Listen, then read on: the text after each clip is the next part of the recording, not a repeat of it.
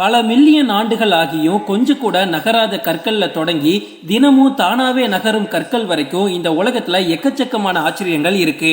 இந்த வீடியோல வரக்கூடிய விஷயங்களை பார்த்து கண்டிப்பா நீங்க ஆச்சரியப்படுவீங்க. வாங்க வீடியோக்குள்ள போலாம்.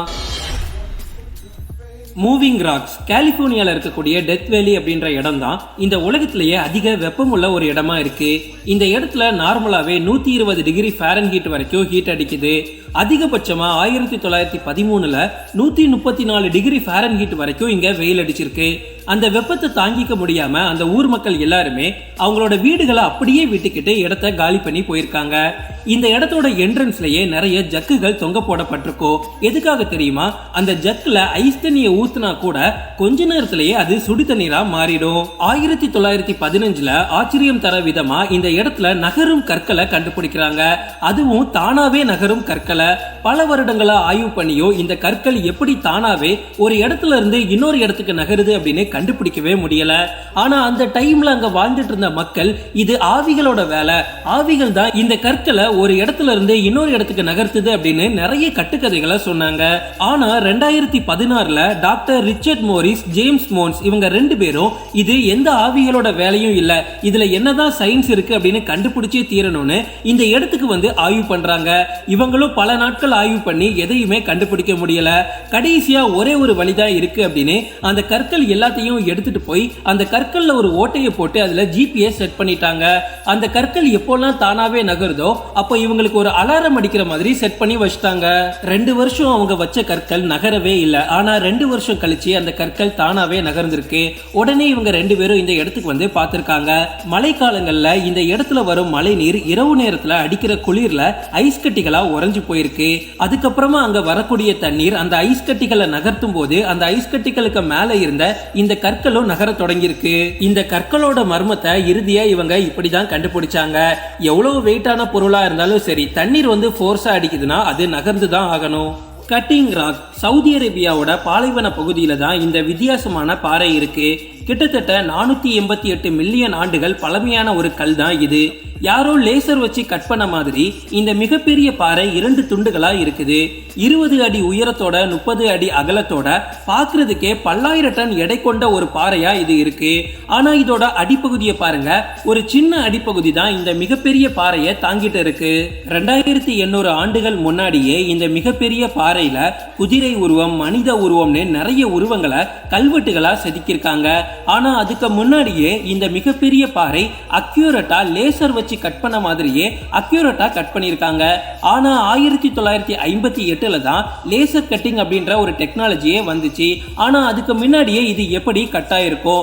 அதுக்காக முதலா சொல்லப்பட்ட கதை என்ன அப்படின்னா, கண்டிப்பா ஏலியன்ஸ் வந்து அவங்களோட லேசரை பயன்படுத்தி தான் இந்த பாறையை அக்யூரேட்டா இப்படி கட் பண்ணிருக்கணும்னு சொல்றாங்க. ஆனா விஞ்ஞானிகள் இதை ஏற்க மறுத்து அவங்க என்ன சொன்னாங்கன்னா, இதுக்கு காரணம் ஜாயிண்ட் பிராக்சர் அப்படின்னு சொல்லப்படக்கூடிய பாறை விரிசல் தான். நிலநடுக்கங்கள் ஏற்படும் போது இந்த மாதிரியான ஜாயிண்ட் பிராக்சர் மூலமா பாறைகள்ல கரெக்டா விரிசல் விழும். 1995ல சவுதி அரேபியால ஏற்பட்ட நிலநடுக்கத்தினால இந்த பாறையில புதுசா ஒரு விரிசல் ஏற்பட்டுச்சு. அதுக்கப்புறமா எல்லாருமே விஞ்ஞானிகள் சொல்றத நம்ப தொடங்கிட்டாங்க. கண்டிப்பா ஏதோ ஒரு மிகப்பெரிய நிலநடுக்கத்தினால தான் ஜாயிண்ட் பிராக்சர்னு சொல்லப்படக்கூடிய இந்த பாறை விரிசல் ஏற்பட்டு இப்படி இந்த பாறை 2ஆ பிரிஞ்சிருக்கணும். ஃப்ளையிங் ஸ்டோன் இந்தியாவோட சுத்தமான கிராமம்னு சொல்லப்படக்கூடிய மயில்நாங்ல தான் இந்த ஒரு பேலன்சிங் ராக் இருக்கு. இதை நிறைய பேர் போட்டோஷாப் பண்ணி எதோட உதவியும் இல்லாம அந்தரத்துல மிதக்கிற மாதிரியான ஒரு போட்டோவை ஃபேக்கா வெளியிடுவாங்க. ஆனா இந்த கல் எந்தவித அந்தரத்திலையும் மிதக்கல. வெறும் 1 டன் எடை கொண்ட கல்லுக்கு மேல இந்த 300 டன் பாறை எந்த பக்கமும் அசையாம சாயாம கரெக்டா நடுவுல இருக்கு. அதனாலதான் இதை பேலன்சிங் ராக் அப்படின்னு சொல்லுவாங்க. ஆயிரக்கணக்கான வருடங்களா இது எந்த பக்கமும் அப்படியே நடுவுல கெத்தா இருக்கு. 1891ல இந்த இடத்துல ஒரு நிலநடுக்கம் வந்துச்சு. அந்த நிலநடுக்கத்துல கூட இது கொஞ்சம் கூட அசையாம அப்படியே நடுவுல பேலன்ஸ்டா நின்றுருக்கு. இதே மாதிரி இந்த கல்லை பாருங்க, இதோட பெயர் கோல்டன் ஸ்டோன். மியான்மர்ல தான் இந்த கல் இருக்கு. 36,000 அடி உயரம் கொண்ட ஒரு மலையில இந்த ஒரு கல் இருக்கு. இது எப்படா விழும் அப்படின்னு நமக்கே தெரியாத குழப்பம் தரக்கூடிய ஒரு கல்லு தான் இது. ஆனா இதுவரைக்கும் இது ஒரு வாட்டி கூட கீழே விழுந்ததே இல்லை. மிகப்பெரிய பேலன்ஸும் கிடையாது. ஆனா சாஞ்ச மாதிரியே இன்னைக்கு வரை இருக்கு. கிட்டத்தட்ட 611.5 டன் எடை கொண்ட இந்த சாஞ்சக்கல் இதுவரைக்கும் கீழே விழுந்ததே இல்ல. இந்த ஊர் மக்கள் புத்தர் தான் இந்த கல்லை கடலுக்கு அடியில இருந்து எடுத்துட்டு வந்து இந்த பாறைக்கு மேல வச்சதாகவோ, புத்தரோட சக்தியின் காரணமா தான் இந்த கல் இன்னைக்கு வர ஒரு இன்ச்சு கூட நகராம அப்படியே இருக்குது அப்படின்ற காரணத்தினாலயோ இந்த கல்லை ஒரு புத்தர் கோவிலாவே மாத்திட்டாங்க. டிராகன் எக்ஸ் நியூசிலாந்துல உள்ள கொக்கோகி கடற்கரையில தான் டிராகன் முட்டைகள் மாதிரியான கற்கள் ஏகப்பட்டது இருக்கு. இந்த கற்கள் எல்லாமே 60 மில்லியன் ஆண்டுகள் பழமையான கற்களாம். இந்த கற்களை மொரோக்கி போல்டர்ஸ் அப்படின்னு சொல்றாங்க. இந்த கற்கள் பார்க்கிறதுக்கு அப்படியே டிராகன் முட்டைகள் மாதிரியோ, முட்டை உடைஞ்சா எந்த மாதிரியான ஷேப்ல இருக்கும் அப்படின்றதுக்கு சில கற்களோ எக்கச்சக்கமா இந்த கடற்கரையில இருக்கு. 16th செஞ்சுரியில இருந்தே இந்த கற்கள் எல்லாமே கொஞ்சம் கொஞ்சமா விரிசல் விழுந்து அது பார்க்கிறதுக்கு அப்படியே முட்டை மாதிரியே இருக்கும். விஞ்ஞானிகள் இந்த கற்களை ஆராய்ச்சி பண்ணிட்டு என்ன சொல்றாங்கன்னா, இதுல நிறைய கிறிஸ்டல் மினரல்ஸ் இருக்கிறதாகவோ, கடல் அலைகள் வந்து படும்போது இதோட அவுட்லேயர்ஸ் அப்படியே கொஞ்சம் கொஞ்சமா கரைஞ்சி ரவுண்ட் ஷேப்ல வரதாகவும், அதுக்கப்புறமா வெயில் அடிக்கும் போது இந்த கற்கள் எல்லாமே விரிசல் விழ தொடங்குதுன்னு சொல்றாங்க. ஆனா இதுலயும் ஒரு ஆச்சரியம் என்னன்னா, வெளியே பார்க்கக்கூடிய இந்த கற்கள் மட்டும் ரவுண்ட் ஷேப்ல இல்ல. மண்ணுக்கு அடியில இருந்து புதுசு புதுசா கிடைக்கக்கூடிய இங்க கற்களோ ரவுண்ட் ஷேப்ல தான் இருக்கு.